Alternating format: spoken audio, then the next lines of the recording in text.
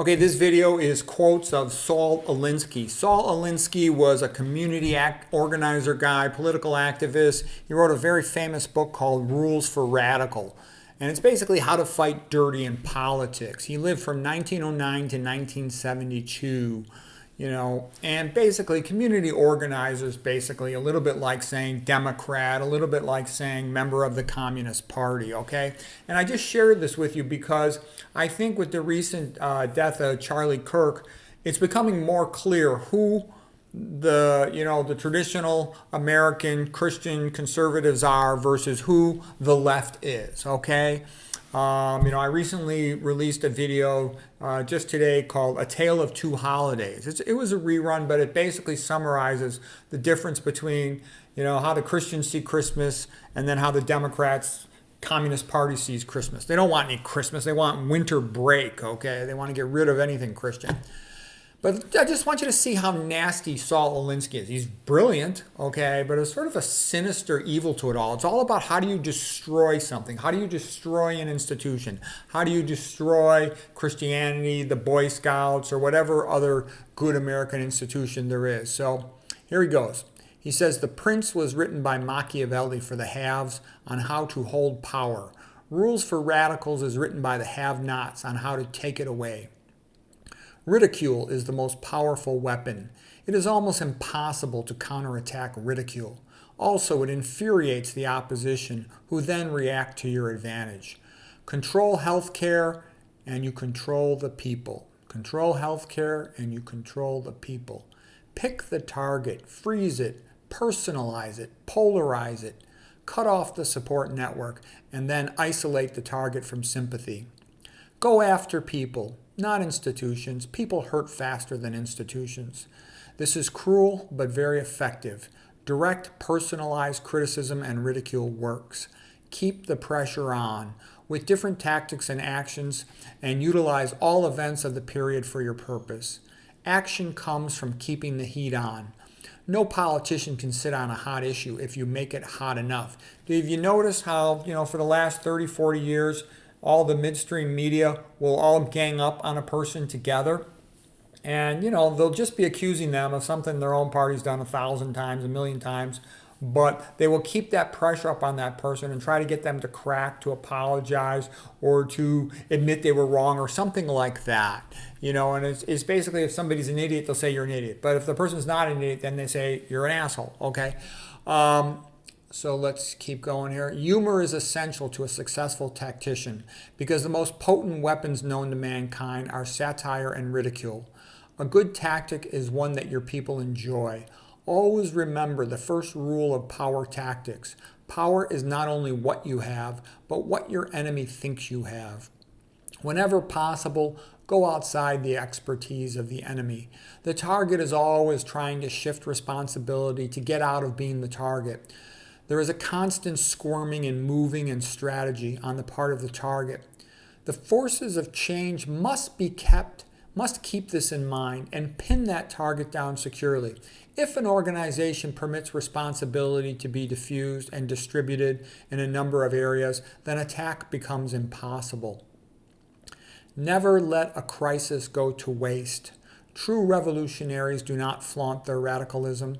They cut their hair, put on suits, and infiltrate the system from within. Yes, lots of the good traditional American institutions have been infiltrated from within. A lot of the health agencies have been destroyed. The organized Catholic Church has largely been destroyed. It hangs on by fingertips with a couple good priests and bishops here and there who are always getting in trouble for doing the right thing. And the Boy Scouts were destroyed. The public school system has been destroyed. This is all infiltration by the Communist Party to destroy America, to collapse it, to feminize it, etc. Okay, let's keep going. No issue can be negotiated until you first have the clout to compel negotiation. From the moment an organizer enters a community, he lives, dreams, eats, breathes, sleeps only one thing, and that is to build the mass power base of what he calls the army. The organizer's first job, and one thing I would say about this that actually is highly relevant is, why are Christians so weak? Why are white Christians so weak in America and in Europe, Australia, Ireland? And here's the reason why. they're basically individualistic. Okay, that's also why they're the most creative people in the world. But their individualism backfires on them when they are attacked by a political party or group from the outside because, you know, they're thinking about themselves, their own personal life. That's a nice thing about them. They don't bother other people for no reason. But it makes them weak because they don't support each other and help each other very much. You know, I'll just give the example of myself as a writer, okay? You know, I'll write a book, it'll be the best thing ever written on a subject. I'll get 1, 2, 3, 0 reviews, okay? Somebody else from another ethnic group will write a book that's a piece of crap, a bunch of lies, you know, corporate sponsored nonsense, and it'll hit hundreds of views from co-ethnics, okay? They'll be supported. Whereas the Christians, they all go their own way. And if you look at this business with Charlie Kirk, all these terrible things being said about him by the left, and they're really evil and malicious. Okay, it's obvious how bad they are, but a lot of those were said by people who were probably born into white Christian families but became atheist. Okay, when people go atheist, they go down the tubes. I mean, it's a normal thing when you're young to kind of figure out, what do I believe, what do I think is right, what, you know, what's my understanding. That's all normal, and we all work through that, and we gradually, you know, develop the nuance of it. But these were people who were sort of hard left, you know, little junior commie ignoramuses, you know, the useful idiots, if you will. And what I'm trying to say is that is a characteristic thing. That same individualism, which under good influences and motivations can lead to great achievements and creativity, it also can lead to just, you know, spiraling self-destruction down the drain. Okay, but it was a strong contrast. And another thing I noticed that was good with the whole Charlie Kirk follow-up was that most people understood that he was a great guy doing good things. And the system, you know, supported him much more than it would have with the previous administration. Okay, so that was good. And some teachers who said awful, terrible things from colleges and high schools and stuff were fired for their comments, okay? You know, for basically celebrating what happened to this guy, which was a terrible thing that shouldn't happen to anybody.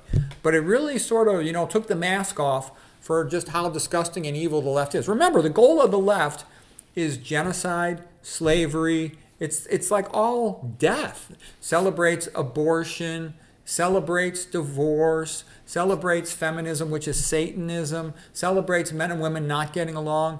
It's all evil. There's nothing redeeming about the left. It's evil. It is Satanism, okay? So anyways, let's continue here with the quotes of Saul Alinsky. He said, the organizer's first job is to create the issues or problems. Yeah, to cause trouble. And the organizations must be based on many issues.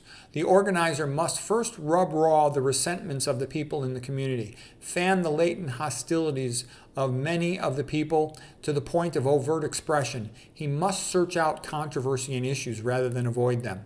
For unless there is a controversy, the people are not concerned enough to ask. An organizer must stir up dissatisfaction and discontent. They have the guns, and therefore we are for peace and for reformation through the ballot. When we have the guns, it will be through the bullet. The first radical known to man who rebelled against the establishment and did so effectively, and he that at least won his own kingdom, was Lucifer. So I want you to get that point too. Satanism, feminism comes out of Satanism. That is well documented. I made a video about that before. But what I'm also going to tell you, a lot of communism comes out of the same thing. It comes out of the idea, it pretends to be the friend of the little guy, but what it really wants is to enslave the little guy. Take away his free speech. Take away his right to property. Take away his right to self-defense. Tell him to just shut up, and he's a little livestock slave who must obey the ruler. It wants to centralize everything so a few aristocrats can hold all the power and the average person's screwed. Look on the other hand at Christianity. Christianity says, no, the little guy's important. Christianity says, in the eyes of God, the little guy is just as important as the ruler. That empowers him. Look at Catholicism. Mary's the queen of heaven. The role of the mother, she's right at the top with Jesus, okay? There's no religion that glorifies woman more than Catholicism does. My mother, when I was growing up, she was the queen, the matriarch of the whole family. She was much more important than my father in the family.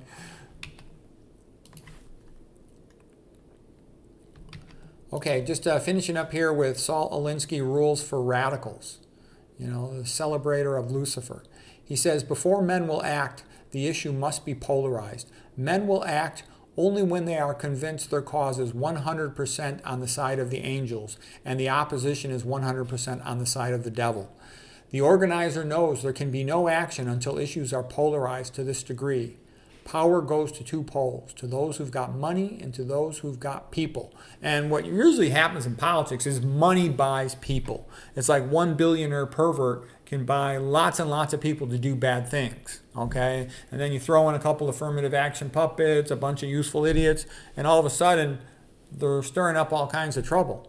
And, in the nature of usually the conservative, they kind of just, they don't want to fuss.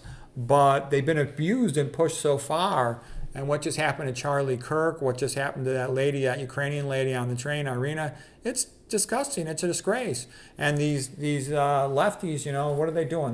They open up the, you know what you call that thing down south? The border, okay? To just flood the country with a bunch of people who have no interest in assimilating, who are not ready to assimilate, for who there's no jobs. It's just done like infantry troops to destroy the country.